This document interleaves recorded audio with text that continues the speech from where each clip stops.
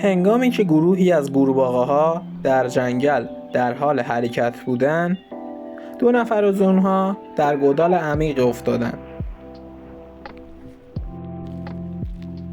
وقتی دیگر قورباغه‌ها دور گودال جمع شدند و دیدند چقدر عمیق است، به 2 قورباغه گفتند که دیگر امیدی برای زنده ماندن آنها نمانده است. با این حال 2 قورباغه تصمیم گرفتند به حرفهای دیگران توجهی نکنند و سعی کردند از گودال بیرون بپرند.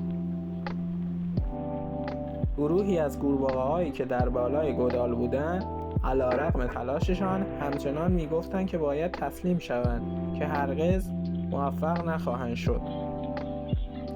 سرانجام یکی از قورباغه‌ها به حرفهای دیگران توجه کرد و تسلیم شد و تا حد مرگ به زمین افتاد. قورباغه دیگر تا آنجا که می‌توانست به پریدن ادامه داد. دوباره انبوه قورباغه‌ها سر او فریاد زدند که تلاشش را متوقف کند و فقط بمیرد. او سخت‌تر شروع به پریدن کرد و سرانجام بیرون آمد. وقتی که بیرون آمد،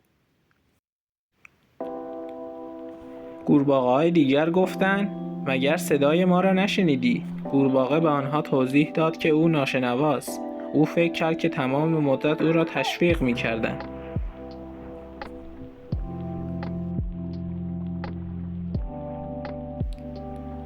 سخنان مردم میتونه تأثیر زیادی بر زندگی دیگران داشته باشه.